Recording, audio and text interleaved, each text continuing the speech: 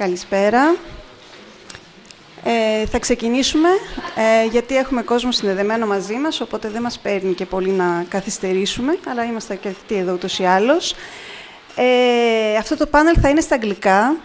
Άμα υπάρχουν άτομα τα οποία χρειάζονται μετάφραση στα ελληνικά, να το πούνε κάπως να κάτσουμε κοντά. Ωραία. So, μας ακούτε online, όλα καλά? Ναι. Τέλεια.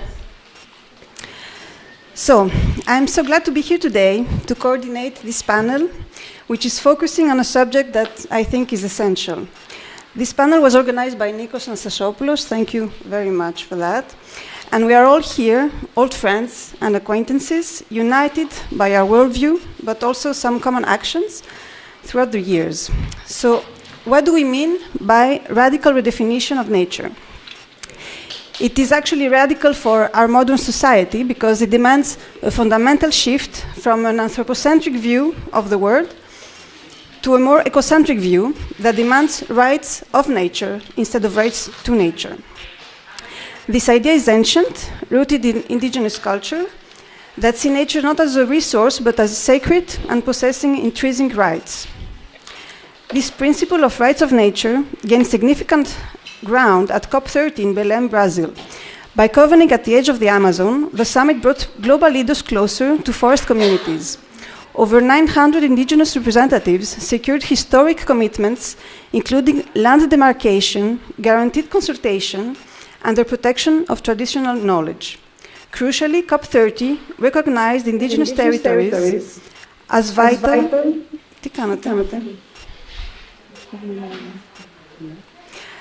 As vital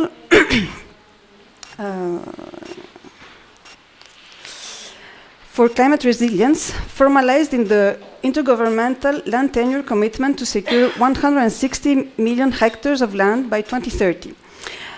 As Otomi Toltec wisdom keeper Mindahi Bastida stated, that countries should have pushed harder for agreements on how to phase out fuels like oil, gas, and coal, and that the core challenge is not to see nature as merchandise, but to see it as sacred. Lastly, there is a recognition of the importance of the role of cities, states, and municipalities in climate action. The sacredness of nature gives nature rights and superiority. Nature is not a resource, a decor for us humans. It's not to be bent to our will and desire, not to be owned, used, and degraded. To explore these ideas, our panel brings together diverse perspectives, bringing theory, art, and activism. First and foremost, we have with us Joulia Strauss, an artist, activist, and multimedia sculptor between Athens and Berlin. She's an indigenous herself from the Mari, one of Europe's last indigenous culture, with a shamanic tradition from Russia. She will share excerpts of her work, connecting indigenous shamanic tradition with contemporary resistance. Oh. Wait.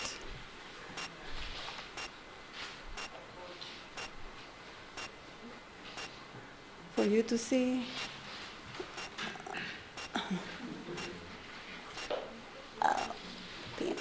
Okay. Strauss is the founder and organizer of Autonomy Academia in Athens, a 13-year commitment to the Jungle Academia Platonos, a free-access intercultural adisciplinary university in Athens. And as she writes, Plato's politia, the militarized state, has preconditioned the empire we still live in. Its invention of nations and borders remains the main tool of oppression. By rewriting the history of the garden, we enact a surgical intervention to overcome the political ideology of binary oppositions, precisely at the spot where it all went wrong. After more than 2,000 years of exclusion, art gains its role of a compass for society anew. We will see two excerpts from her film, The Transindigenous Assembly, where she advocates for a worldview beyond binary oppositions and empire. Joulia will have to leave us at 4, so she will begin the talks. But we will continue then with Dr. Pέννυ Τραυλού, a cultural geographer, teaching at the Edinburgh School of Architecture and Landscape Architecture, that will introduce us to the notion of buen vivir through the project Hydropoetic Environments, Art and Science for Collective Care. It's a project that focuses on the Santa Elena watershed in Medellin, Colombia, addressing challenges in water preservation and climate resilience. It connects art, science, and local traditions to promote environmental justice, strengthen community bonds, and raise awareness. Afterwards, Nikolas Anastasopoulos. He's an architect and researcher and associate professor at the National Technical University of Athens, whose work operates at the intersection of architectural design, ecological practice, and social innovation. His influential body of work is consolidated in his recent book, Nature, Man and Architecture, Notes on Sustainability, Ecology and Participation, from Alexandria Publishing. And he's the connecting link in this panel. He will connect here Latin America and Plato's Academy, and he will try to map the evolution of Western thought from ancient Greece.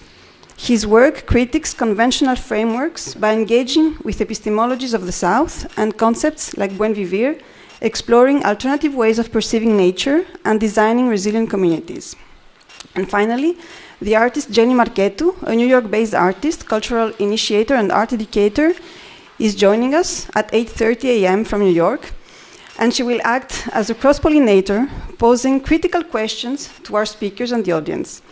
You can visit her last participatory sculpture, Foley for Songs for Funk Kinship's, which is in the garden of Megaron Athens Concert Hall. And it is an evolving artwork that invites you to slow down, listen, and notice how humans, plants, insects, and materials share space in the heart of Athens. It's made from cob, clay, straw, and wood. It wants to stay, but also can leave the space in relation to nature and weather, changing with the seasons. Marketou's cultural folly becomes a gentle meeting point between art and nature, open and circular. As her culture invites you to think about our role, the role of the artist, the architect, the animal, the non-human, how can we coexist, how can we respect each other and learn from each other, take care of each other, she will then bring some questions here to this table. So without further ado, Joulia, you can begin. Not me will begin, but life can begin. Life itself will begin. Okay. This is the first cat, the first cat with an eyeliner, with a natural eyeliner. And I'm trying to be like her. So we mimic the nature, we mimic oneness as we try to do so. Maybe since the moment of COVID, the discourse shifted and we could observe a big interest towards Bruno Latour, and those very respected academics have opened a certain topic which has been very dear to us and which has been just something that is not even thematized throughout our lives, namely the oneness with all living. So the perception of everything as a living organism, it's obviously a new hot topic, but certain communities and groups, mostly in the marginalized parts of the world and mostly on the receiving end of the empire we still live in, always live with this mode of perception. And I also come from such a community in the Ural Mountains. So we have 320 sacred forests still nowadays, and it is a film excerpt that you are going to see today. I'm not going to talk much, I will just introduce the film. But first of all, I would like to thank Nikos Anastasopoulos, Pέννυ, Travlou, and Maria Peteinaki and Τζένη Marketou for being in this world and for sharing your knowledge and for continuing our struggle by all these tender and beautiful means. And you are so dear to me. It's such a special moment. It's such a special panel because we have grown together by being together with the jungle. So what is happening here at this panel is deeply real because we have met because of the protecting of the jungle of Academia Platonos, and our friendship grew throughout at least 13 years. So I'm really happy to do something together with you And I would like to offer a small excerpt from a film which portrays precisely those communities, persons, indigenous artists, and beautiful characters who live in this mode of perception of oneness, because this is from where the idea of rights of nature once derived. So once we establish this mode of perception, which we already share in the Academia Platonos, this mode of perception will become something that doesn't need to be formalized as rights, because the protection of all living will become common sense. So I think what we can contribute is, first of all, art as artists, and I think that today's panel proves it very well, because the shift comes precisely from being together and thinking and introducing a different discourse than extractory growth discourse. And I will not talk more, I will just say hello once from Pyris. Pyris is, it means cat in Mari language, so I don't call her with any name. Who are we to give names to animals? She just means cat in my language. The film connects Academia Platonos with forms of knowledge which don't sit around all day long and call themselves indigenous. They just practice certain things and you will have a certain small grasp. Also, the second video, which was made by a fantastic new participant of our communities, Eva Polska, who is hopefully here now in the space. She has made a beautiful video of Academia Platonos and the attempt to establish the rights of nature, and a small comment. Thank you again, and I hope that you will record the discussion, because as a transitioning measure, the rights of nature have to be internationalized. If it's a new step in our politics, in our movements, then it has to be a united measure, united initiative, because the rights for Mother Earth have to be established everywhere, obviously. Have a beautiful evening, and thank you very much.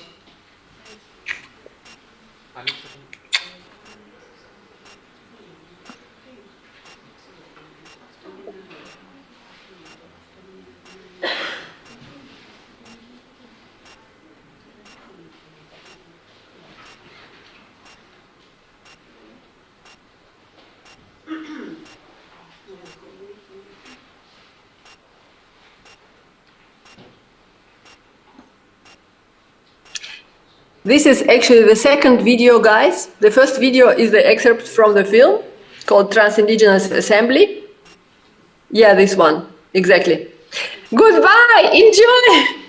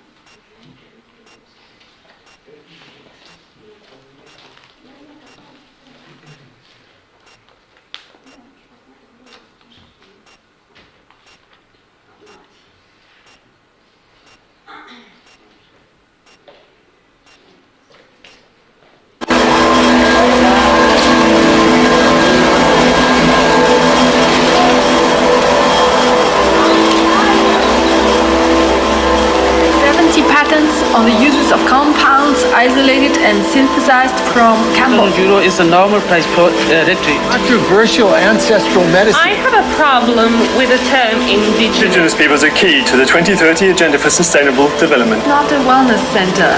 It's a political. Can heal on the highest spiritual level. For people who go to the Berghain, I'm too much of a hippie. Assimilation of jungle knowledge and the market economy. The term epistemicide is too polemic. The world's most endangered indigenous tribes, pictured in stunning lifestyle photos. Celebrated indigenous leader, Rayoni, has said that Bolsonaro is taking advantage of the coronavirus to eliminate indigenous people. The future of humanity depends on listening to indigenous peoples. I dedicate this film to the hundreds of assassinated indigenous climate activists who have fought for their and our living spaces. The victims of this struggle cannot see this film, but they are with us, in knowledge. After the worldwide protests around 2012, we, artists, took responsibility into our own hands as part of the ongoing Redefinition. We started to build worlds that are worth living in. It is in this spirit that I called Autonomy Academia into being, an educational assembly and perma-artwork in one. It is situated in the garden where Plato taught almost 2,500 years ago. Here, in the capital of today's European crisis, artists, scientists and activists from the smog-filled Western metropolises and from the endangered living environments have come together to reconceive the educational system. On the founding site of Western thought, we seek to overcome the one-sidedness of Western epistemologies and connect art with Gaia. Under the sign of threat to the critical zone, that thin and vulnerable layer of land and air where all life takes place, I sought professors for the Autonomy Academia.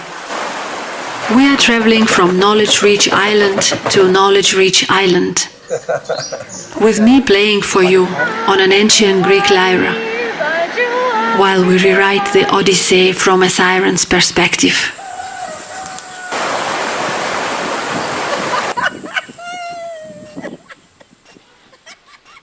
But the main thing is that despite oppression and discrimination, we have managed to preserve our language where our 140 goddesses and gods reside. And more recently, to stop the construction of a planned dam, bringing to justice the president sent to us by Vladimir Putin. Our 327 sacred forests are in the eastern end of Europe, the continent the EU doesn't know, although it has drawn many of its resources from there until now.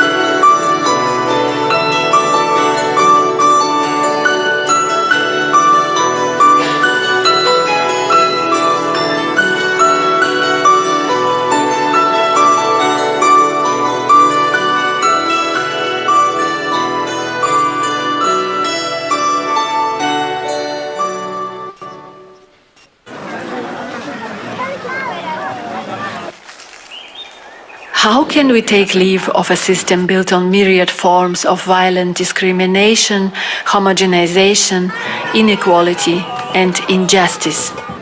Precisely through shamanic practices like these presented in this film.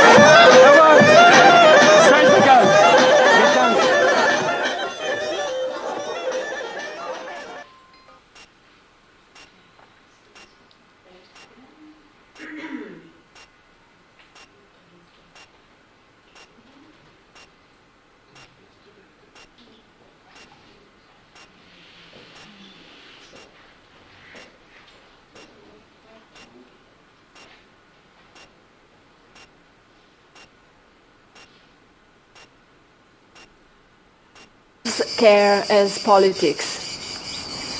This year, Autonomy Academia has drawn its 13th line around the sun. By insisting on its own existence, Autonomy Academia reactivated open-air free education among trees, birds and cicadas at the very spot where it once took place 2,300 years ago, Academia Platonos Grove. Plato has taught here, and academies are called academies because of the name of this grove. Here we practice an inter-epistemology of art, philosophy, environmental activism, politics, and shamanism. We live with these ruins. For us, they are not archaeological artifacts, but portals which grant us with both timelessness and continuity of knowledge in its constant transformation.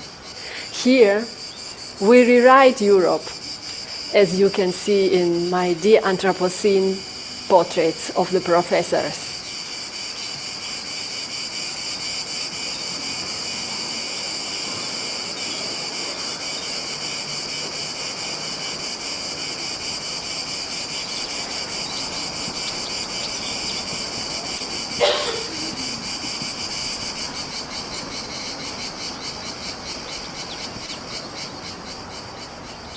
It is not my Mari identity, but a specific way of relating to a place that makes me and everyone involved with Autonomy Academia indigenous.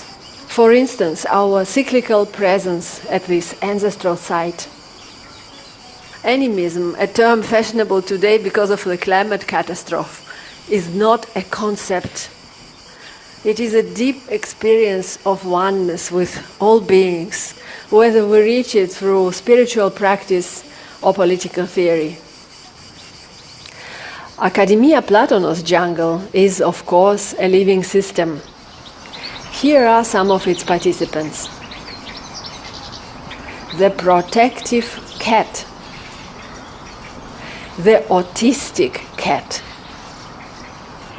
and a cat that is peaceful and aware. This is what people usually mean when they say that rights of nature are inspired by the so-called indigenous cosmologies. There is still a plan to destroy the Academia Platonos, to exclude it from free public use, and to fell hundreds of trees in the city already suffering oxygen deficits and extreme weather phenomena, to overcome such urban disaster and the general oligarchic corruption that feeds on and finances the destruction of living spaces. We need environmental personhood. But what we need even more urgently is education. Once our societies learn to perceive all living as sacred, we would no longer need legal rights for nature.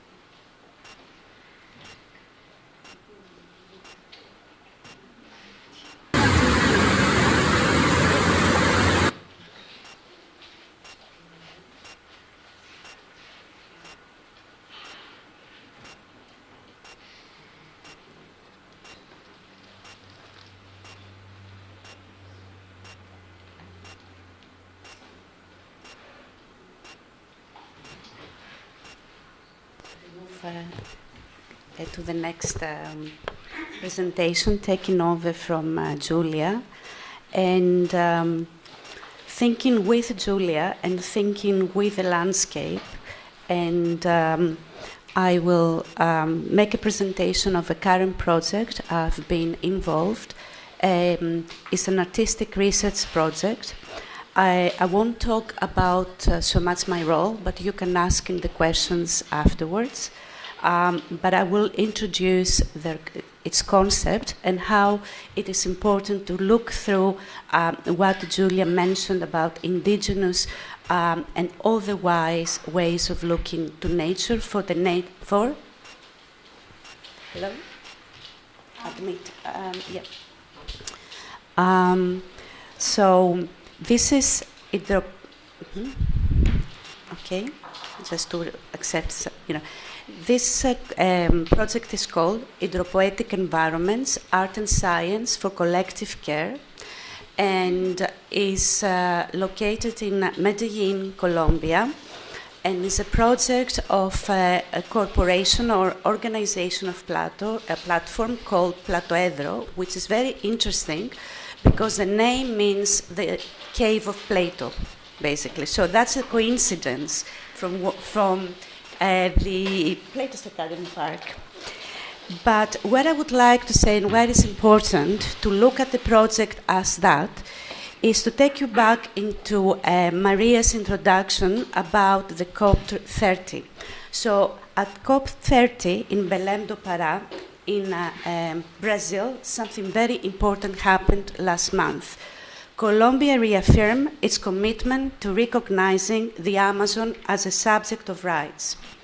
This announcement aligns with a wider global movement if we consider also Wanganui River in Aotearoa in New Zealand that has rights, legal rights, but also in consideration on displacement and murder of environmental indigenous activists in and across the world, as also Joulia mentioned, but particularly in Colombia, only last year, but not last year, this year, 2025, we had 146 people killed or disappeared. So the rights of nature, which is basically the subject of this panel, is therefore not only to consider legality of what it's and we mean by rights of nature, but it is cultural, ethical, and ontological. So the rights of nature movement has emerged in response to a global ecological crisis, understood increasingly as an ontological crisis, a crisis produced by modernity's foundational assumption that humans exist apart from nature. Contemporary ecological thought, therefore, calls for relational ontologies that resituate humans within webs of interdependence. These developments may challenge the modern Western paradigm in which nature exists as property, resource, or backdrop to human activity. Think of the previous panel as well in relation to waste. The shift is not merely juridical then. It signals a broader transformation in how societies understand life, agency, and interdependence. The signal and transition toward relational ontologies, as just mentioned, that recognize ecosystems as agents and constitutors of social life. Okay, in the next slide, when we move, yes. Yeah. So take it actually here, the three.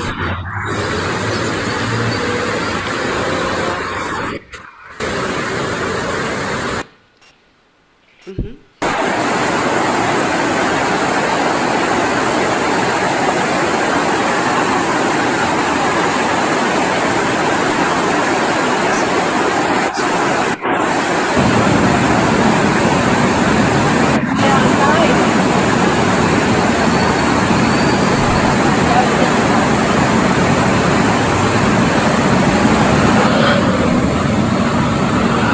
Eso es el río.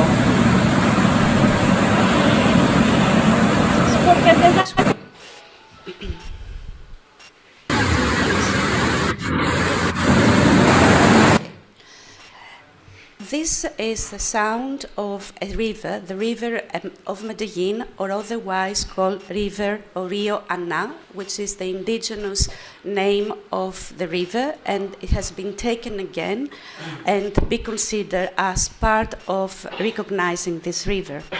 So, I'll speak about hydropoetic environments, as I said, an artistic research project developed in Medellin for the past 7 months. Centered on the Santa Elena stream, which is down up here, a buried, contaminated, and historically wounded waterway that traverses the city. It's a river where bodies were basically thrown during 50 years of violence, of conflict, and I'm not talking about the narco-trafficking, I'm talking about the overall conflict in Colombia. It is also a river where it has been contaminated by mining nearby and from the industries that there were and are within the city. So that's the last, particularly 30 years, is quite strong. The connotation of that river with contamination. So the project explores how artistic research, community learning, and ancestral cosmologies can enact relational forms of watershed care. So urban waters, if we think globally, carry histories of violence, contamination, and neglect. The Santa Elena stream is associated with forced disappearances, ecological degradation, and infrastructural violence. Hydropoetic environments begins with these wounds, recognizing that relational justice requires acknowledging the harm, and that through pedagogy and artistic research. So the next one. So just to say that Medellin is at the very center there. This is the Santa Elena that comes all the way in the city. And what you saw in the previous slide is 3 different images and sounds of that particular river. Why it's important to put the sound here is that it is invisible. Still, people do not want to recognize it as part of the city due to the wounds of this particular river for the people living in the city. Mm-hmm. So, within this context, that hydropoetic environments, art, and science for collective care explores how we might recognize rivers not as objects, but as living entities with whom we share responsibility. The project is situated within the theoretical landscape of relationality, thinking about Arturo Escobar, the Colombian anthropologist, feminist scholarship on care of Donna Haraway and Maria de la Casa, and Andean philosophies of Buen Vivir and Sumakwase, that later on Nikos will talk a bit more. And, of course, all this bring the rights of nature, examining how the project contributes to ecological justice, not only through representation, but through creation of embodied, situated, and collective practice. Mm-hmm. So, just very briefly, this is, let's say, the relational framework of the project, where we can see, if we want a little bit more about the relationality that requires an ethical dimension.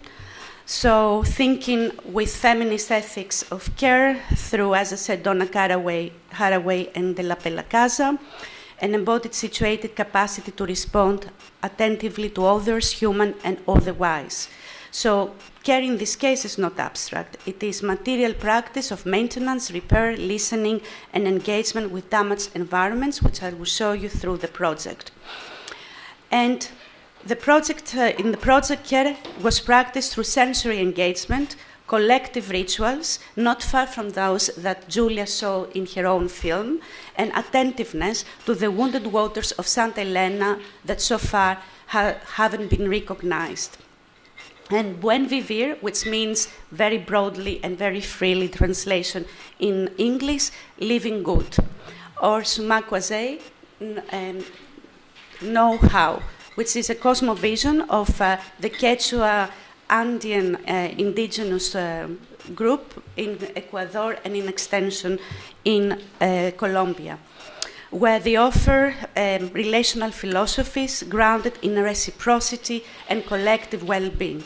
and rejected extractivist notions of development, first of all, when we were, let's say, a system of principles development is not recognized as a word and concept, and instead emphasize balance among humans, non-humans, and ecosystems. So these cosmologies increasingly inform rights of nature, legislation, and influence collaborative ethos, particularly for this project. If you're interested in thinking about how the project, and I know I haven't even started showing it, it's just to give you the concept, it has been between four, let's say, items. Collective knowledge making, that if we're talking about relationality, nothing is individual. My knowledge is shared with others. What I know, I share it, and reciprocally, I receive your knowledge. And that extends beyond humans. It includes technology, it includes nature, it includes everything. And alliances as method, that this is a way to break down extractivist ways of knowledge sharing, where we take and we don't give. And artistic research as ecological inquiry. And all this brings us to hydropoetic pedagogy, that most and foremost is about pedagogy. It's about learning, unlearning, making, unmaking. The project was within 7 months, as I said, of 4 residencies, of which are, I'm going to take a little bit more. Which were these 4 themes: biocultural, memories, and heritage. We start with memories. What do we remember of the things we don't know, and those that we do not see? How do we start see, hear, and thus create and think about memories? Visualities and bodies of water. How do we recognize the body of water? Watershed walking explorations, so we slow down, and the methods used and pedagogies are about attentiveness, slow and embodied practices, and community monitoring, that everything that this project is about is back to communities. There were 250 people involved and 2,500 indirectly involved, basically children and families of those participating. Intergenerational, we have cases of 3 generations of families involved in these walking explorations and memory sharing of good and bad memories of the river. The first one, it is a series of its music, its sound, and sound sharing. So in this case, and I need to play it here, can I play it? I think, yeah. Río, río, río, río, color de plata te vean, los peces y el moán, en sus aguas se pasean. Río, río, río, color de plata te vean, los peces y el moán, en sus aguas se pasean. Ojalá. Okay. In this one is a video of a singer, an indigenous and Afro-Colombian, both from the Rio Magdalena area, Cauca, where she sings about the river Magdalena and the contamination and the stories that this and the bodies that have been found in this river. This was an activity taken during a series of 4 workshops with a music band located in Medellin, and in correspondence with artists and musicians in Cauca, to trying to think how we can collectively create songs, rhythms that have within the sounds of the river. Inspired by that, we created this song that brings natural sounds. In the very background is water from the river of Medellin in voice, and trying to recreate through a songwriting where the lyrics basically is a collection, a mass-up of different stories told during the 4 workshops of grandparents talking about swimming in that river in Medellin 30 years ago, fishing and washing clothes, while this current 30 years it has been contaminated heavily. The second circle brings us into another area. We take a route with local sabadores, meaning local knowledge holders. In this case, a local knowledge holder from the Santa Elena Creek, who is a mountain futurist. So it's a long story to put it this way, but he's basically an expert on fermentation through plants, of making different drinks and using microbes in his practice to think about the contamination of the river. With him, we walked again across the river banks to look, and through a series of rituals that he did, he brought back the microorganism and this particular, let's say, microbes into the contaminated river of Medellin or River Ana.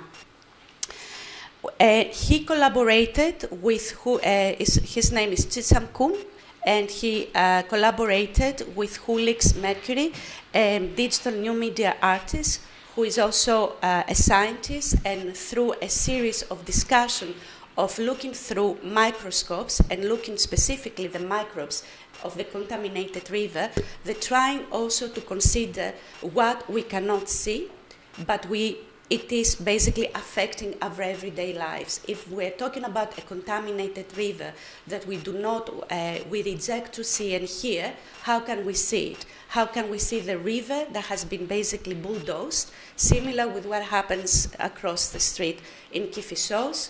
I mean, similar stories. Half of this river has been basically, covered. The third, which is an interesting one, they are not local artists, but two French artists who came as visitors to Plateau Edro, and they worked with plants, and particularly coloring, and with stories of queer ecologies. How can we see trans bodies of the water? What are the stories we can tell of nature, that it's not this binary understanding that Western-centric approach of nature has? I mean, what about queerness and the bodies when we do not want to see or hear and exclude and marginalize? So this is the two items, the two stories. We have Vivienne, the photographer, with bodies put on the top, and yes. Obviously, I mean, if you need and you would like to see more, there is about and in more relation to the project, you can have a go in the website. But what is important, and I can stop here, it is hydropoeticas.platoedro.org. It's an interactive website. But this is the manifesto, which I will basically briefly say that water is a living being, subject of law, act as a tool, art with thing as a tool, inhabiting and caring for the common, generational diversity and disciplinary diversity, walking the territories, collective action, buen vivir as a balance between human beings, ecosystem and other life forms, caring for water as subjects of law is part of the shared responsibility as living spaces for research, creation and encounter, water dialogue, experience and produce, more careful links, living repository of processes, works and experiences. And finally, space to imagine, care for and create by the waters. So I'll finish here because I think there will be questions anyway, and I be 5 minutes beyond.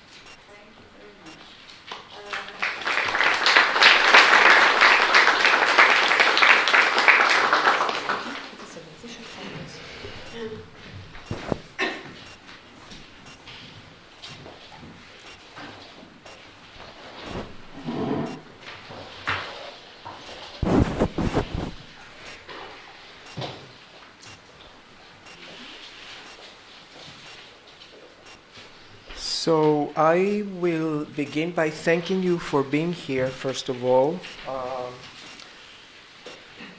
I understand this panel as a journey that comes full circle, and I will attempt to tie snippets of theory, history, and practice that you have been exposed to from Joulia Strauss and Pέννυ Τραυλού, by connecting the different aspects of all these disparate scenarios with some what-if approach that has a utopian aspect to it, and I will come back to this later. I would like first to acknowledge the fact that this panel was inspired by one of the themes of this conference, which is the right to nature, which invites us to consider human access to nature. But what happens with a minor grammatical shift to the right of nature? This change from to of is not merely semantic. It represents a radical ontological redefinition.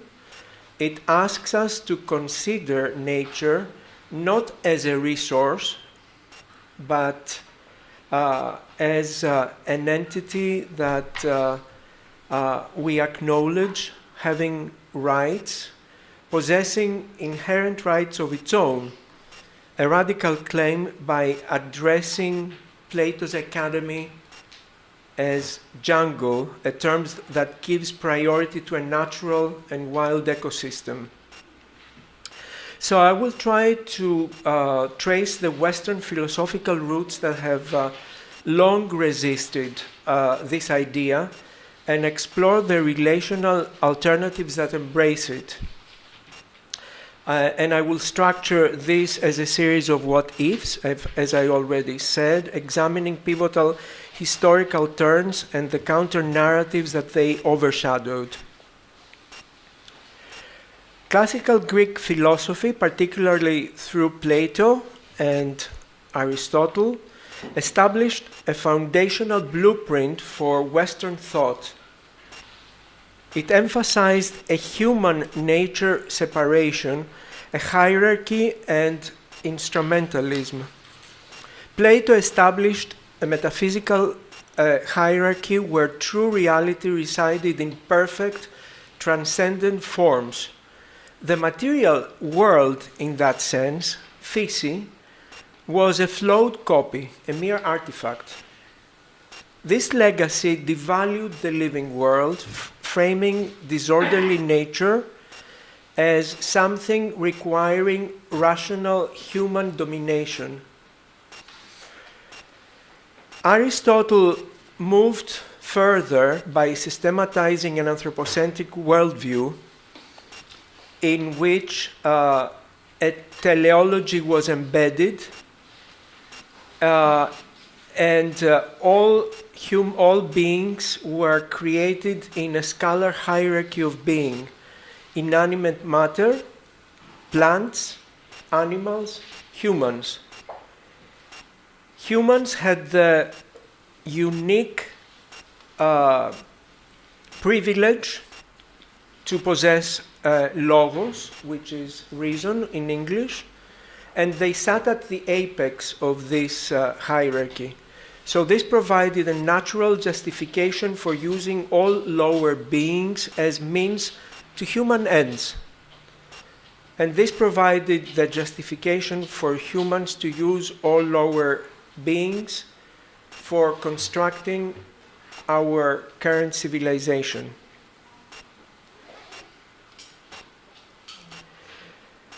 The invention of nature as an external entity justified the domination of both lands and peoples. The Cartesian I think became an operational I conquer.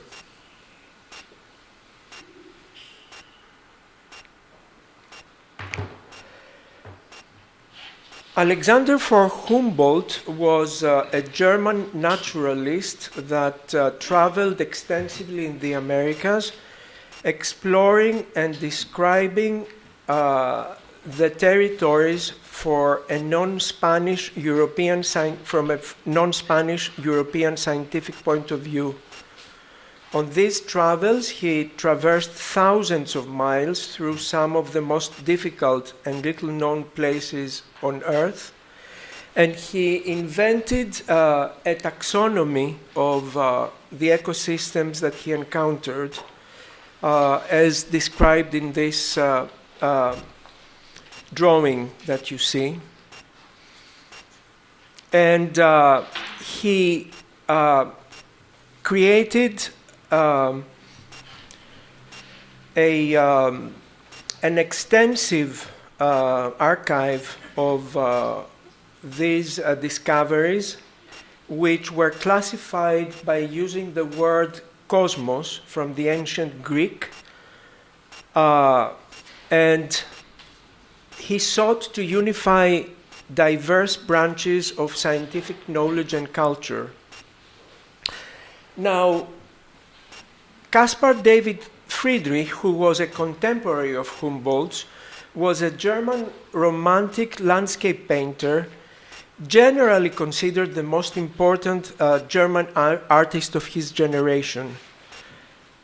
His symbolic and anti-classical work conveys a subjective, emotional response to the natural world. Friedrich's paintings often set contemplative human figures silhouetted against landscapes with morning mists, barren trees, or Gothic ruins.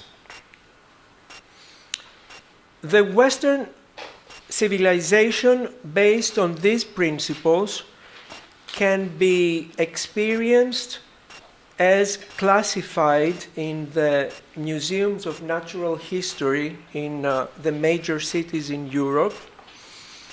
And I picked an example of a small museum in Paris, which is called Musée de la Chasse et de la Nature, which means the Museum of Hunting and Nature, interestingly enough, which provides a nuanced, multi-layered and interacted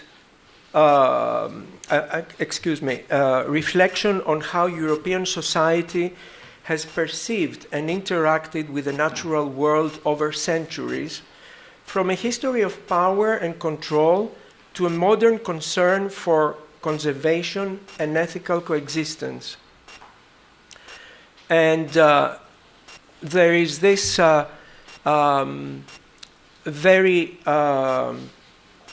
odd coexistence of weapons juxtaposed to beautiful paintings of natural landscapes, and the trophies from hunting that are placed on the wall.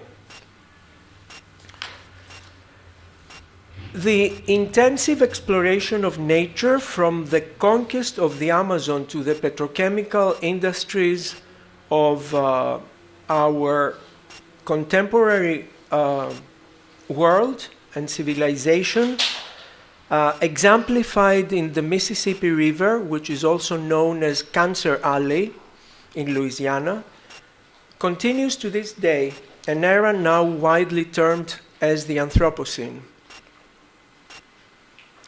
The Western ontological trajectory enabled the separation required for unlimited extraction and for treating the atmosphere as a waste dump, actions that are irrational within relational epistemologies based on consequence and reciprocity. Climate change is, in essence, a catastrophic failure of kinship a direct result of seeing the natural world as separate and instrumental from humans.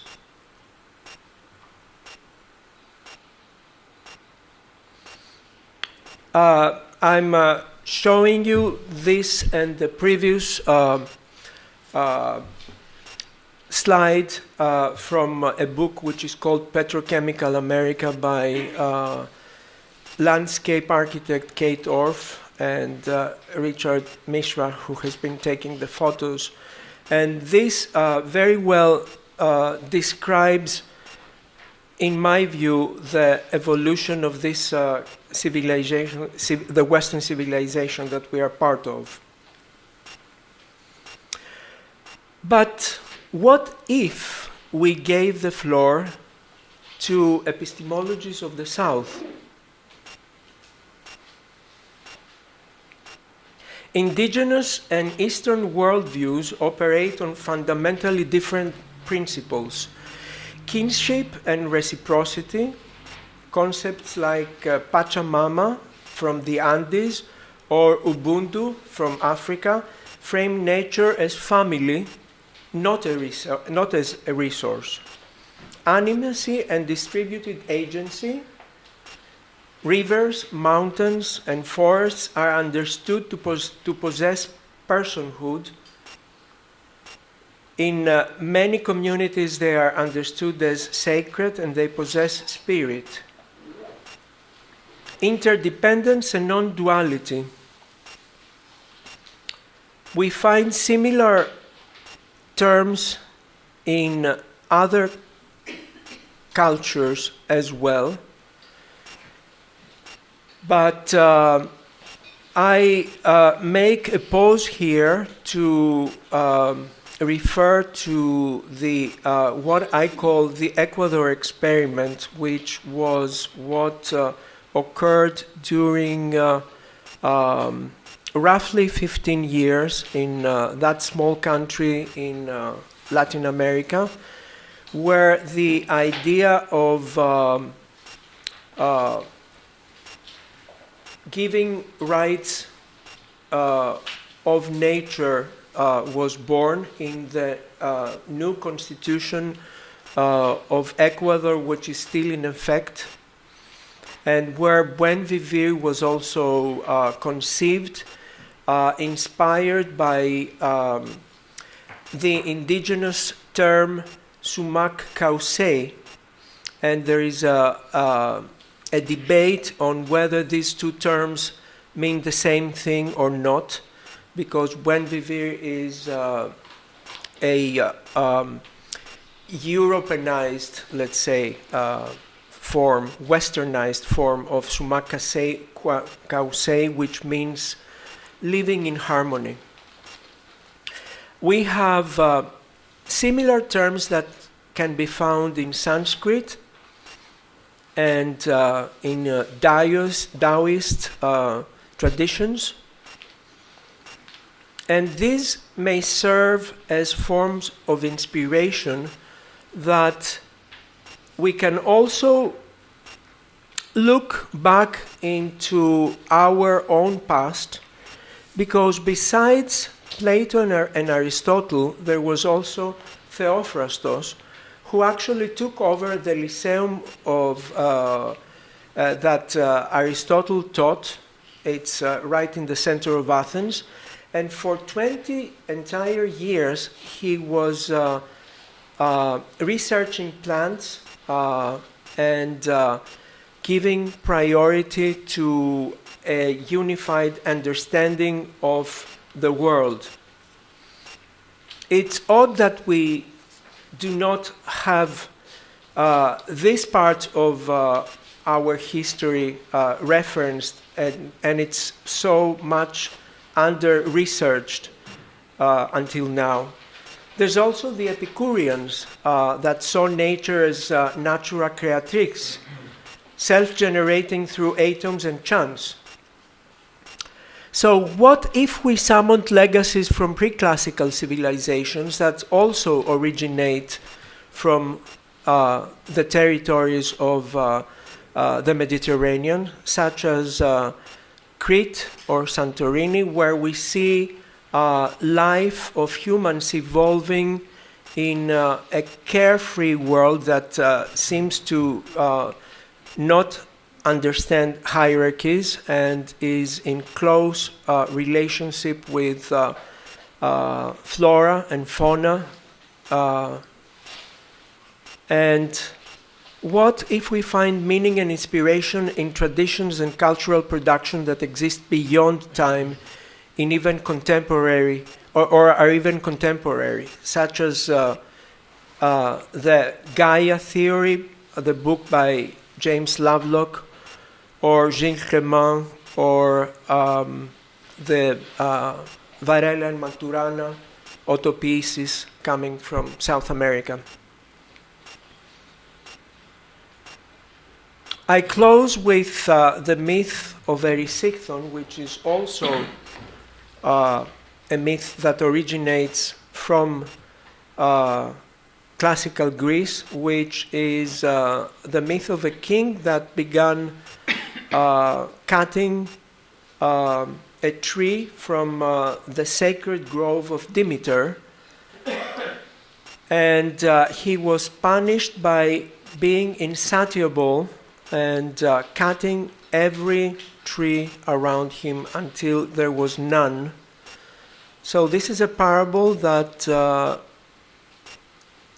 exists alongside with the principles that Western civilization has promoted the most, which are Plato's and Aristotle's anthropocentric approaches for an ecocentric one.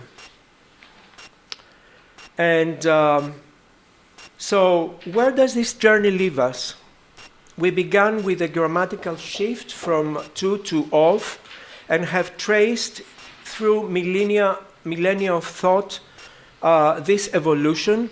We have seen how a dominant ontology of separation and hierarchy enabled our current crisis, but we have also uncovered a rich tapestry of alternatives, both from outside and from within the margins of Western canon.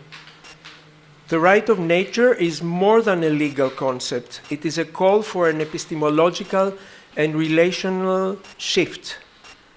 It asks us to move from a logic of dominion to an ethic of kinship, from extraction to reciprocity. Mending our foundational relationship with the living world is not just an intellectual exercise. It is the necessary precondition for any viable future. It requires us to listen to other ways of knowing and to resurrect our own forgotten dialogues with the world.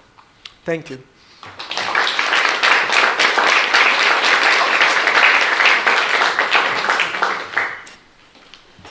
Thank you very much. And now we're going to pass the floor to Τζένη.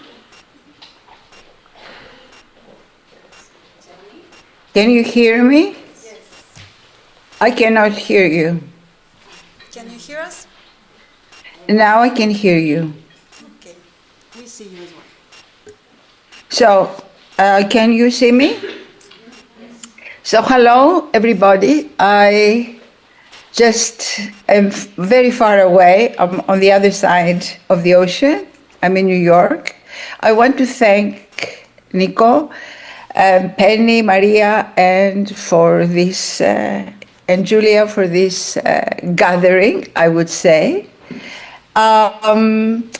And before I get, I'm supposed here to my questions and to wrap up the panel. But before I do so, I want to thank, of course, Maria for introducing me, but I would like to add a few more things about myself so people may understand why I'm the questionnaire of the panel and how my work and my research and my teaching connects with the issues and the themes that our channel has been addressing this morning. So I would say again, my interdisciplinary, I will call myself an interdisciplinary artist, researcher, and I'm a professor at the New School in New York. My work moves between ecology, geopolitics, and the arts, exploring how we can relate to the more than human world beyond the usual spectacle of climate disasters.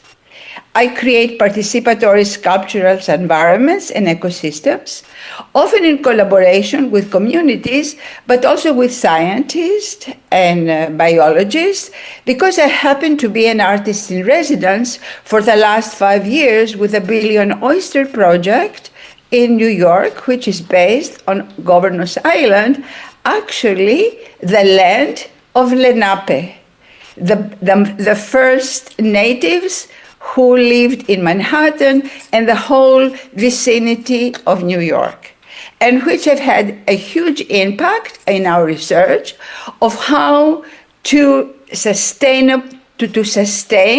and clean our water, especially in the harbor of New York, which, as you know, 3 rivers meet, east to west, and the Hudson River, full of memory, full of slavery, and full, I can talk for hours. But the most important thing is that the basic economy years ago, it was on oysters. After the pollution of water, this economy disappeared. And now, again, going back to native cosmologies, we clean the waters and we have achieved this by using oysters and creating a natural ecosystem and reefs.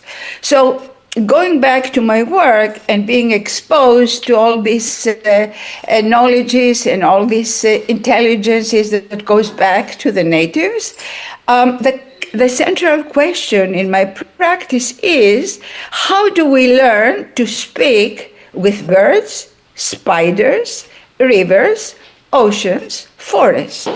And what might it mean to treat these encounters as ways of listening to their desires and their signals, and not what we want from them?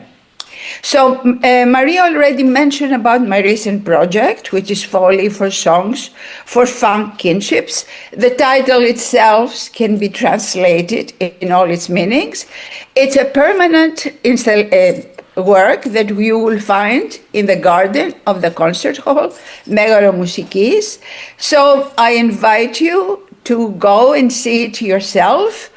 It's made out of very humble material like clay, cob, natural pigments, adobe bricks.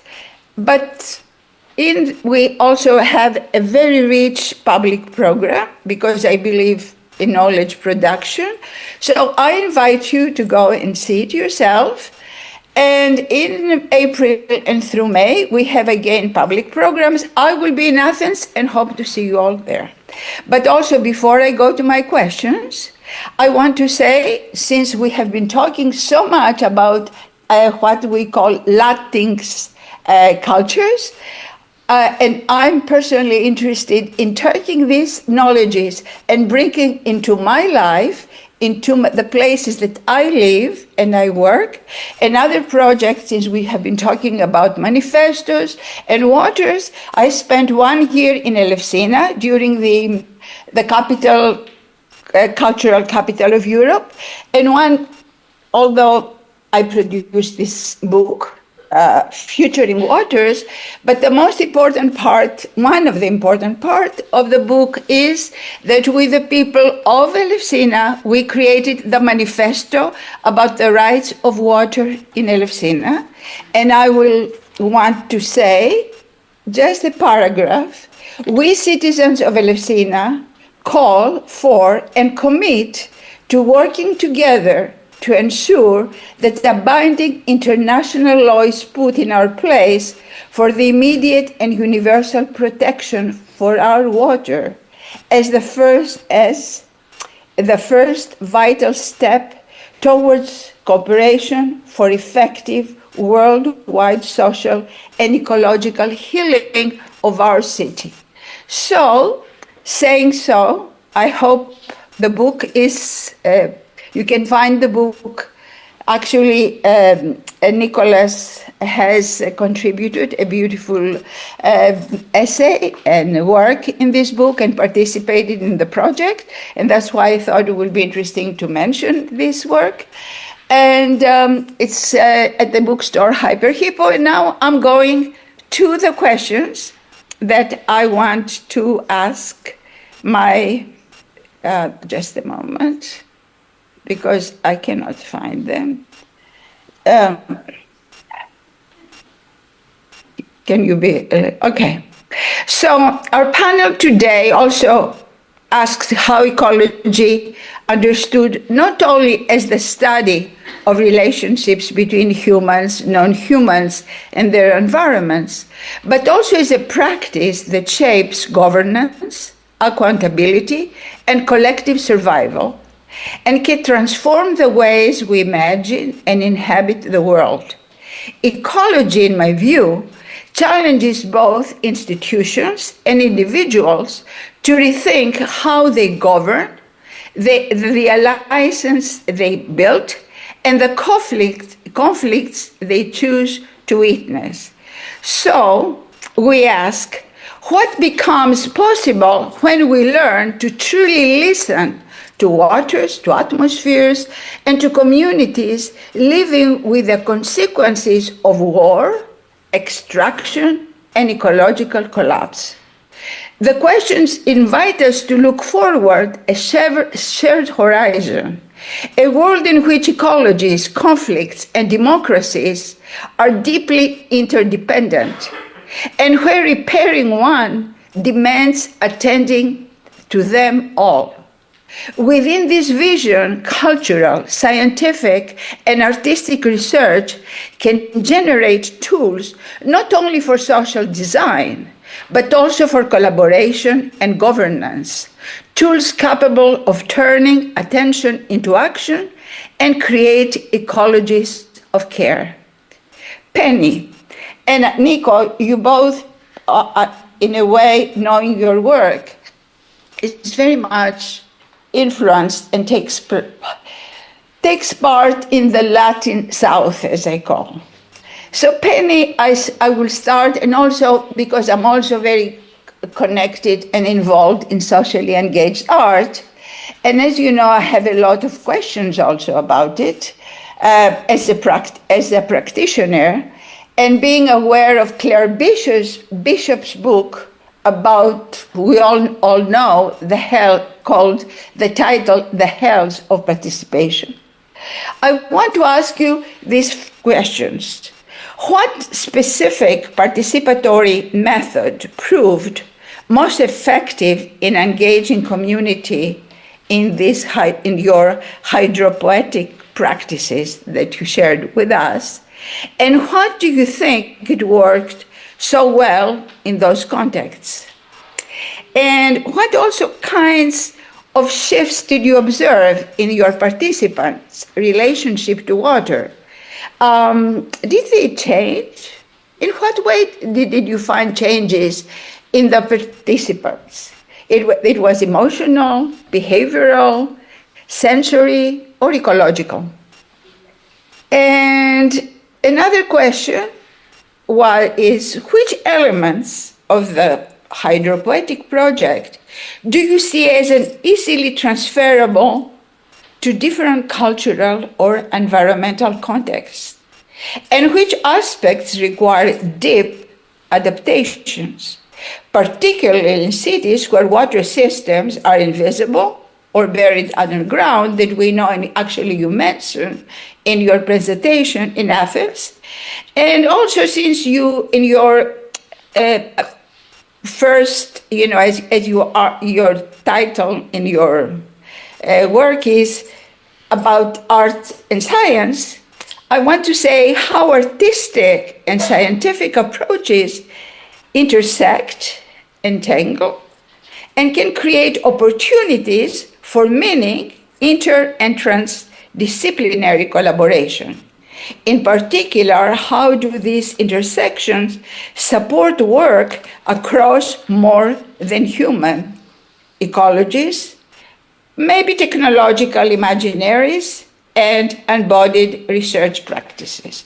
And this is my questions to you, Pennυ. I don't know if you want to answer all. Maybe our public may be interested. And I will go to Nikos so we can start the discussion. So Nico, I was very surprised. It was very interesting to me that it was very important your connection us with antiquity, but I would like to focus on Ecuador because I know you worked in Ecuador, and I was hoping to hear more about your work in Ecuador. So Ecuador was the first country to constitutionalize the rights of water, drawing on the indigenous philosophy of Sumac Consway. I don't know if I pronounce this correct. This framework grants ecosystems not only protection, but legal rights and enforceable agency. What does it really mean for ecosystems to have legal standing, not just to be defended, but to act as subjects of law? And another question that maybe you may want to combine it. Across your presentation, you connect antiquity to the present, referencing the myth of Erysichthon as an early allegory of legal protection for the natural world. Nico, what challenges arise when attempting to translate moral or mythological narratives into enforceable legal rights for nature today? So, and another question that I want to ask, it may be, Nico, in your view, in a country like Ecuador, where extractive industries, oil, mining, agribusiness, remain economically central, how can the state realistically reconcile these activities with these constitutional commitments to buen vivir and the rights of water? And this is my question. I hope you can answer. We can open to the public. That's up to you how you want. And then I have some reflections, which I will finish about Joulia. Thank you, Pennυ. So, thank you. Let's pass the Jenny. I'm sorry, I was going to pass the floor to Pennυ. That's why. So, Pennυ, you want to go first? Yeah, before I forget. Let's. I would just like to say that the idea of having Jenny as a discussant in this panel is to open up a dialogue between us, but then trigger questions and comments from you, the audience. Okay, I will try to remember, Jenny. Well, I mean, one, because I didn't have the time, obviously, the hydropoetic tools, as we call them, was actually slow down, to be attentive and what it means to be attentive. I mean, for example, the walking practice. The walking practice we took, imagine that you have this space and the river is just almost 2 blocks from here. But interestingly enough, the director of Platoedro, who is there for 24 years, didn't know that the river was just 2 blocks away, which is the first thing to consider. How can you not know that the river, with such a loud sound, is so close to you? The reasoning is because it's behind the Museum of Memory. The Museum of Memory is basically, Casa de la Memoria, is the main building, to put it this way, that has collection of the 50-60 years of violence, la violencia, in the city. It's actually with oral history of families talking about people who were killed, disappeared, etc. So in a sense, it's also an invisible fence, a boundary. The city has invisible boundaries of people not moving behind it, in a sense. One thing is that. Second, is that, and that's interesting with the walking, that the walking was introduced or led, organized by the coordinator of the residences, who is a local resident. And by local resident, meaning like you are from here, from this neighborhood, for example. And the neighborhood we're talking where the organization is equivalent to a favela. I mean, I cannot know any other word to say it otherwise. So that means also that if we're talking about that, informal settlements, particular lifestyles, etc., illegal activities, that means that the way you move across the city, and particularly these areas, is very specific. Through this walking practice that the coordinator of the project took us, or took actually the people involved, the participants, was basically slowly to recognize what is my neighborhood. What is my neighborhood beyond my building, beyond my block? How do I recognize what it is there, which I don't know, meaning the water, and what it is actually across this water, this river bank, meaning people, we came across Τζένη, a number of people living under the bridges as homeless, which most of them are basically people who left or ran away from rural Antioquia, which is the region where Medellin is the capital, and meaning that they ran from conflict related with mining.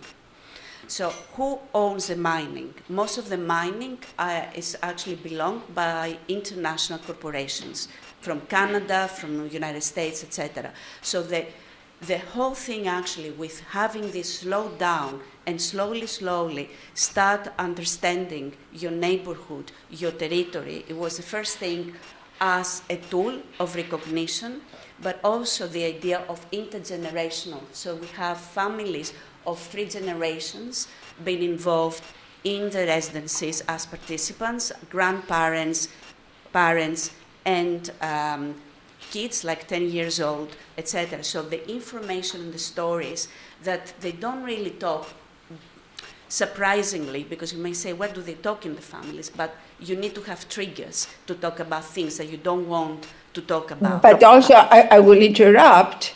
The most of the projects are also initiated by people that they are not natives. You go, the French artists go, just a moment. The last one, yes, the French artist is, we can talk about it. No, it's not criticism, but the information that all this is also initiated by external people, the people that they are not part of. It's not a critique, it's just an observation. I will explain. The first, there are 3 residencies, Jenny. The first residency is basically by local musicians living in the neighborhood. The second one is by indigenous artists and a local knowledge holder. Only the third one came, and there is a reasoning for that, which is interesting, and we can, the question is where funding comes from. Is this a very good question? Where does funding comes from? How can you generate a project that funding, most of the funding comes from development project, funding, which obviously the United States has cut down totally. So they were found with no funding whatsoever. So the way to go beyond that was that the third final residency will be funded by the French, the Alliance Française, which was a compromise, in a sense, in order to continue running the project, which is a very big question, because when we talk development funding has been completely cut, it is not just about art projects, that's a limited number, is where all the projects related with environmental justice come from. I mean, if they're cut. I mean, this is another thing that we can talk. The second question now that you raised is how can we, what has been left? Yes. Two things that they mentioned was the thing of recognition of the river, and the river exists next to them, which was the one thing that they mentioned.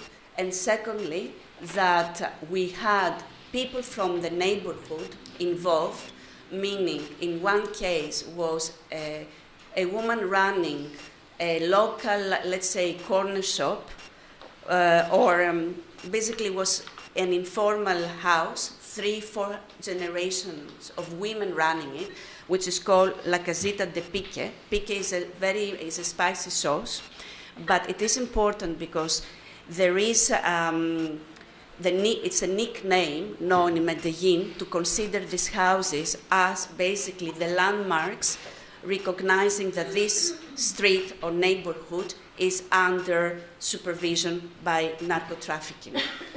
So, in a sense, we had people involved directly connected and affected by various different violences, including living next to the river in the part of it that was contaminated. So this house, which was informally built, was just next to river that was basically not irrigation, the sewage system was basically coming out. So it was just next to her, in a sense. And she came to these walks through her own experience sharing and things with the others. And I will be very short because I know we ran out of time about yes. or about how do we take this. In one sense, in order to start even activism, because after the project, along with other projects that happen right now in Colombia, due to a new government, and we need to consider that the government is supportive of its Pedro, it has a particular way, it's a recognition of indigenous and Afro-Colombians that didn't happen before us clearly and visibly. So that means that you have a government that tries to help, but also you have communities that they need recognition of where the issues are and how to be able to ask for the rights. So this kind of a project, which is more in scale, is within the agglomeration of other projects in the city of Medellin of recognizing the river. So if we talk about Athens, I'm not telling that we need to have something similar, but the idea is how do we recognize something which only gets in the news for either flooding or other things? How do we remember that there is a river underground? And this is things that we need to reflect. I'm not taking it more because you had also about science and art, but I will give it to the second round so that Nikos... Right, let's have Nikos. Yeah. And then, yes, because I think it's very important what you mentioned about this kind of collaborations. Yeah. But I think going back to bring something in Athens, I think it's very important what in my experience, because I like to work in Greece, is that it requires knowledge. You require the community itself, the young people themselves to want to get involved. You have to involve also the local knowledge in those projects. It's not just the government. It has to be, it comes always from the roots, for sure. Anyway, Nico. I guess. Well, I will continue from where Penney left this discussion by saying that the Ecuadorian constitution that is still in effect today was voted in 2008, and it was in 2014 that I went for the first time there.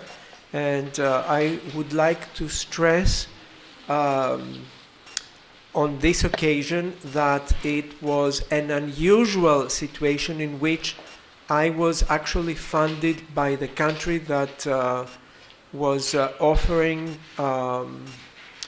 scholarships to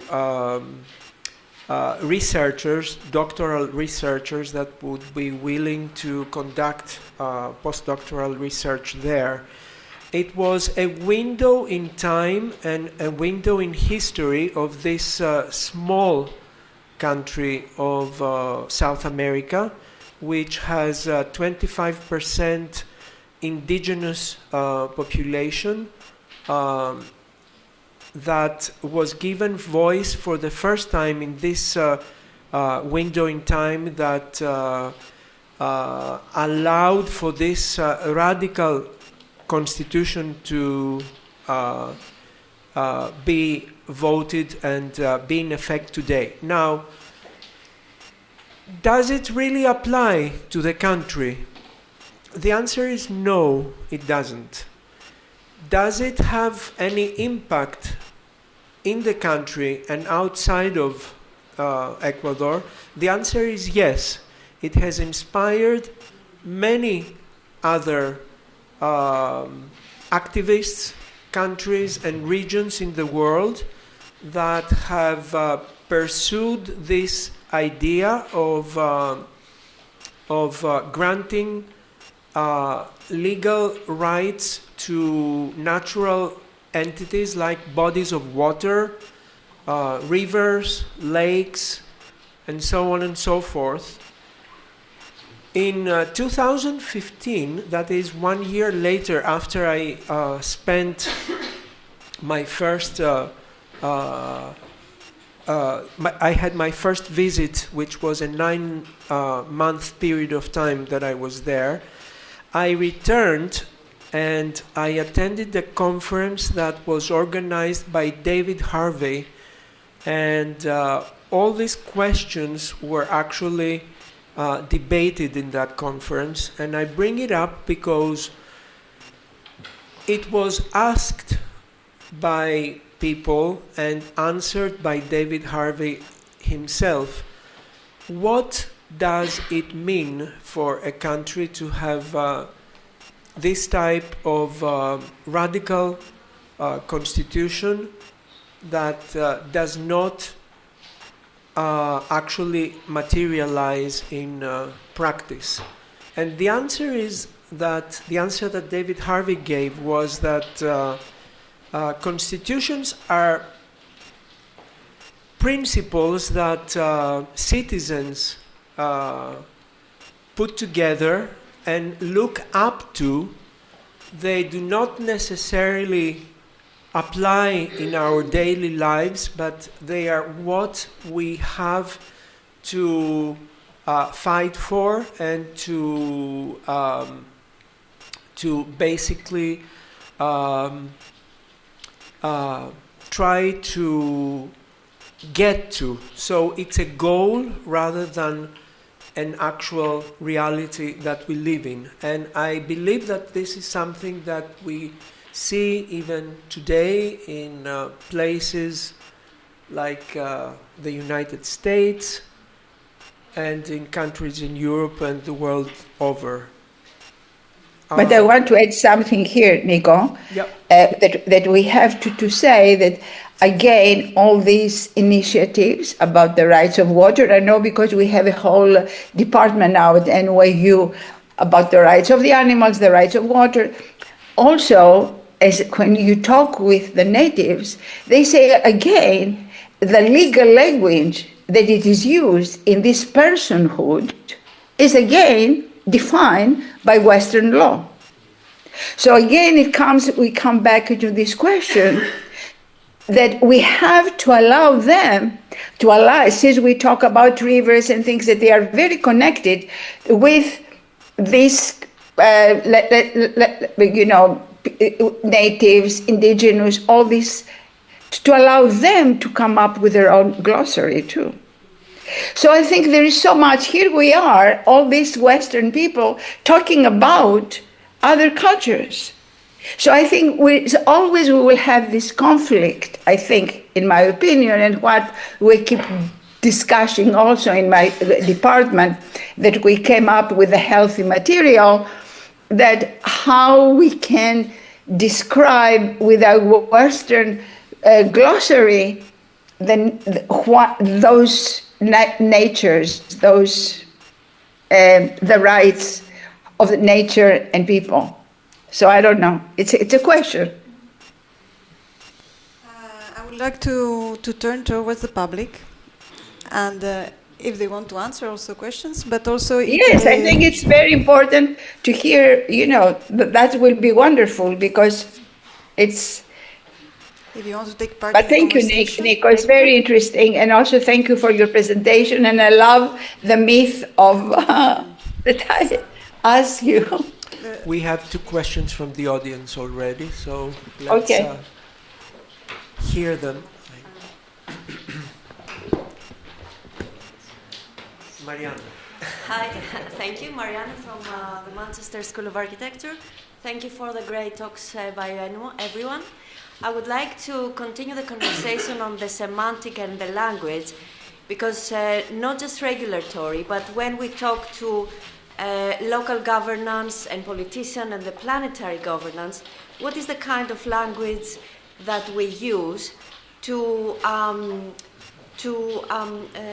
share the meaning that we understand, but they don't, obviously. Thank you.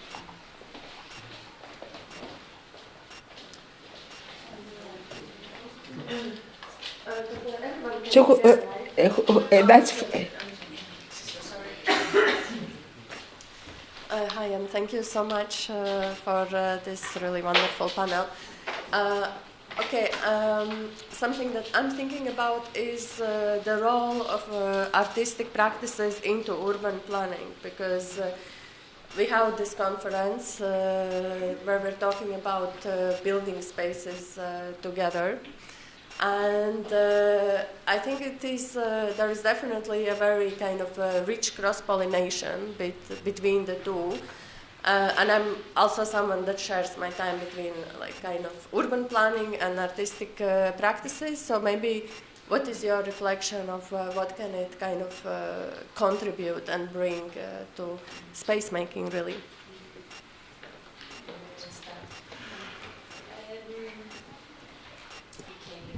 Depends on where you place it. I mean, I have an example.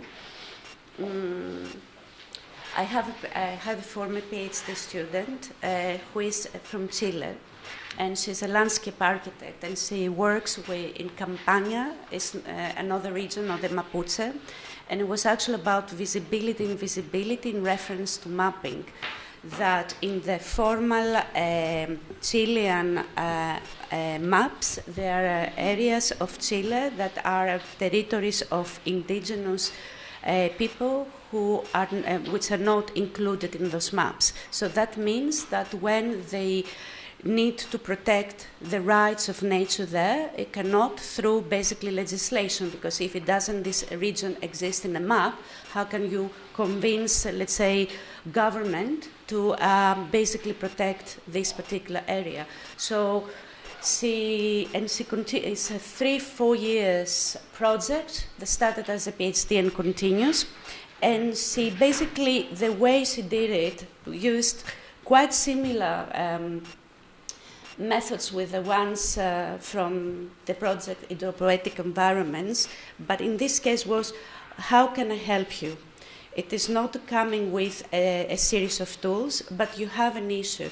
How do you translate into different language, basically policy, planning, government, that I know things that are very much of your own interest and you want to fight for them? So the planning that happened was a series of maps, 3D, because they were making them with traditional ways of making maps for them, meaning also what they call linguistic landscapes, that they kind of recognize the landscape according to language, giving specific names. So this was taken and translated into policy-related maps that then was part of a series of activists has a protest and to reclaim officially the visibility of this area and back into the map. So I don't know if it makes sense. It's a kind of a circular thing. It's basically what are the tools and the knowledge I have and how can I be an ally, which comes back to co-labor. If I can speak for hours and I don't want because I will get it. But if you look, for example, how can we interdisciplinary look on this? How can we be with allies, with, for instance, Marisol de la Cadena and co-labor, an anthropologist, Earth Beings, how Earth Beings, this book, can be rephrased and translated for planning purposes, how decolonial understandings of landscape can be also part of how we work with this planning and the maps. So in a sense, it's interdisciplinary, is artists, how can I serve, or as architects, planners, what do I have that you don't know, and the knowledge that you don't know, because one thing that is very clear is that when indigenous people and generally marginalized communities find themselves in a room like that, what happens is going to be voiceless. It's basically they do not feel comfortable because of how we proceed the hierarchy of knowledge making. So it's a process, and it's a long-term process of collaboration. I don't know if I answer, you know, you've worked quite a lot yourself in this, but I think thinking with my former student in mind, yes, that was something successful, I think, was happening. You have some more questions? Maybe. Yeah, I just quickly wanted to say that we perceive rights of nature as radical, but in reality, looking at it from a different perspective, it's we can understand that from a judicial point of view, this is something that is completely alien to not only to indigenous people, which is, by the way, how the Maori, for instance, were fooled by the British and sold their land, because they were asked to put a sign on a piece of paper that they had no idea what it was about.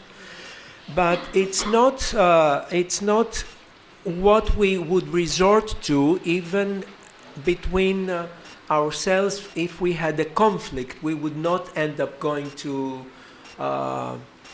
the court, right? We would try to find ways to resolve our differences in a friendly manner.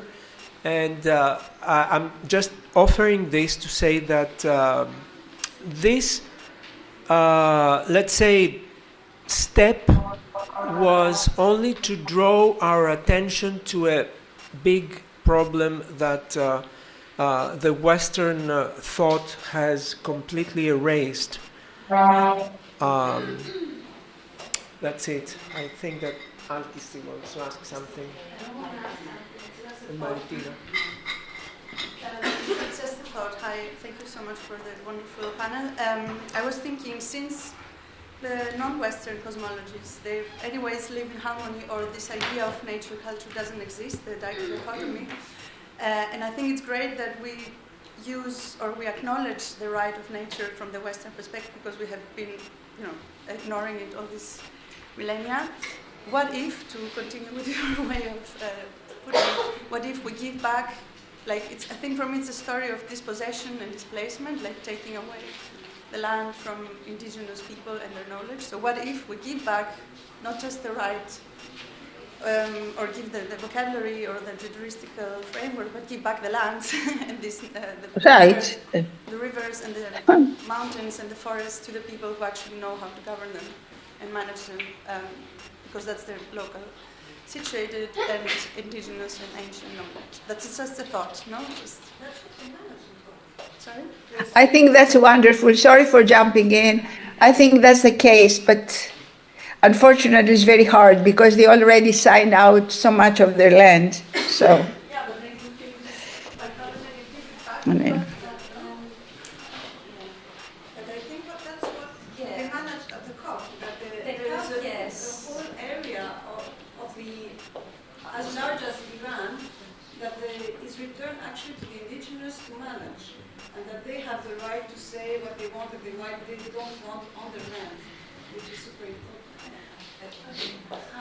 Hi guys.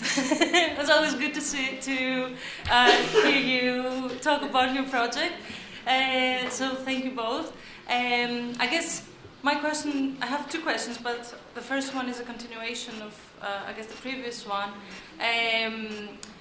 Particularly with your project, Pennυ, when we talk about water, which is something that is very dynamic and cuts across regions and everything, how do you see this type of method of hydropoietic methodologies translate across scales? That's the first question. And the second one, because you talked about slowing down, to be attentive, to be, or as a tool for recognition, but also how these processes are kind of require time to build these relationships. And since we talked about how research is funded and all these things, like what are the implications of that? Because research grants and projects require timelines and deliverables and all these things. So, well, in doing I've been working in Colombia for more than 10 years. So if we talk about my project, it's a different. That's why I didn't want to put it within my projects. In a sense, it's ethnographic, it's long term, it's going to be maybe forever. But thinking about hydropoetics, one thing which is interesting, because we are from the same university, Edinburgh University. I got a very small piece of money. And what I do is basically what is called trans economy. Basically, you transfer the money and you take it straight to where it's needed. So I didn't have anything with this money. So all the pot of money went to Platoedro to manage it.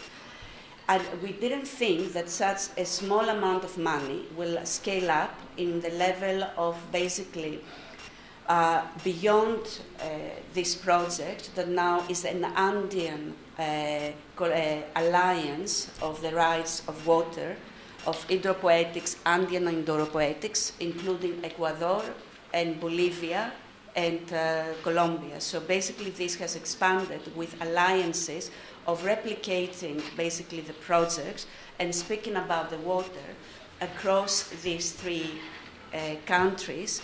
Because one thing that they say is, if Medellin is an amphibian city, we need to recognize that Colombia is amphibian, that first civilization came from the water, but also colonialism obviously came from the water, as along with the rest of the region. So what does it mean that? Okay, what art can mean? On its own, nothing. But if it is a recognition of waters, of the existence and the importance of the rights of water beyond one single river, that's something, of changing mindsets. And basically, it's educational projects, meaning that schools and after schools are involved. Platoedro themselves, they have over 2,000 children that they work with around the year, meaning, So that could be a next generation. Obviously, it's very, maybe you will say, oh, it's utopian, can be. But at the same time, it's a change, a shift of mindset, of recognizing what happens in this country and this region. So, yes, funding, I have lots to say about funding. You say, I can say that. It's what I do with the university has nothing to do with what I do in reality. They want me to sign up papers. Yes, I will do. This is an impact-generated project. Okay, I'm going to write the report that they want. Beyond that, it's something else's project. So I'm trying to make it happen, not because of writing papers myself, because it's necessary, this thing. I see it as such. There is a project that needs to happen. So it's a very big discussion. Yeah. Also, we have to say, to go back to, I think something about Joulia's work.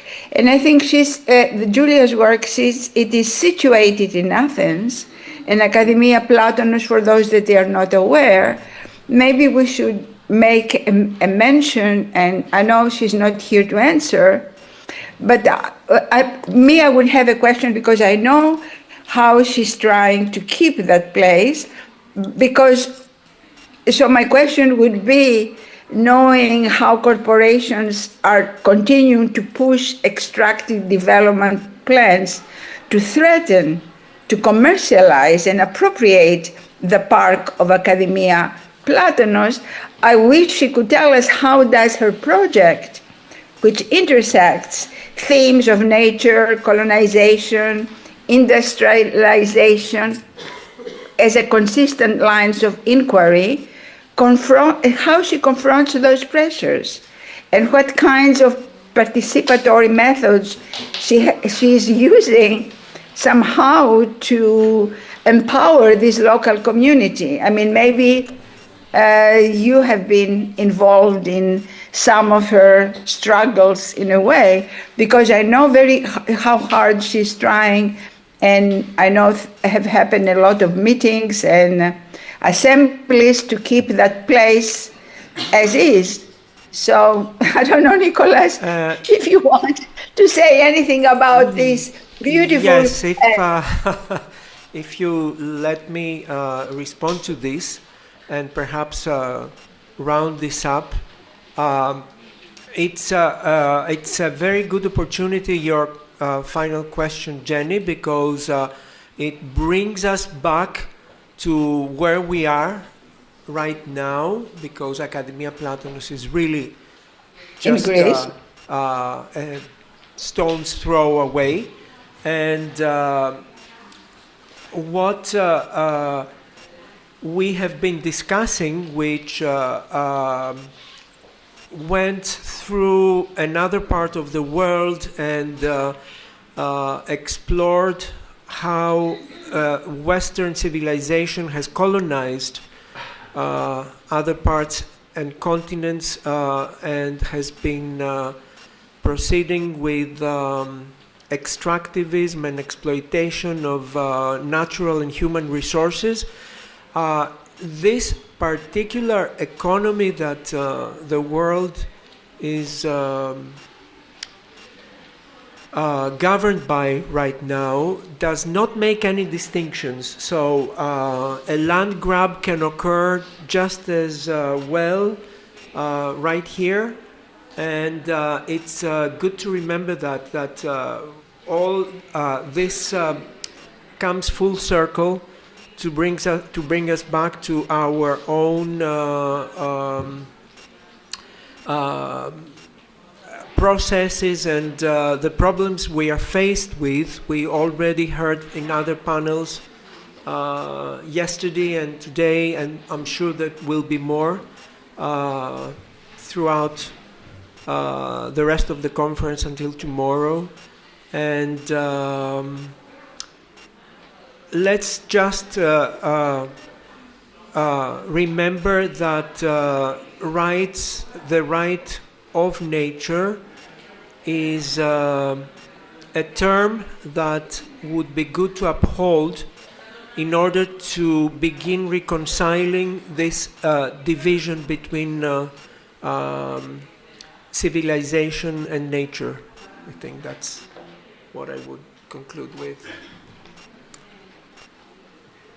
Thank you very much. There were some questions also in the chat, but we are not going to answer, correct? We don't have time.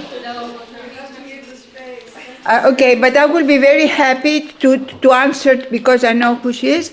I will answer to her personally in her question to me. Because there is a question from someone, she wants to ask me to be clear about the idea of an outsider and an insider, which I was asking Pennυ when we are doing a project, which is also a very long discussion. Thank you very much, Jenny, for being with us tonight. Oh, thank you very much. We had the first snow today, so you guys enjoy the rain. Thank you. Thank you. Thank you. It was nice to do that. Εγώ σας ευχαριστώ, and thank you the audience that I haven't seen, but I hope to see you in April. Thank you. Bye.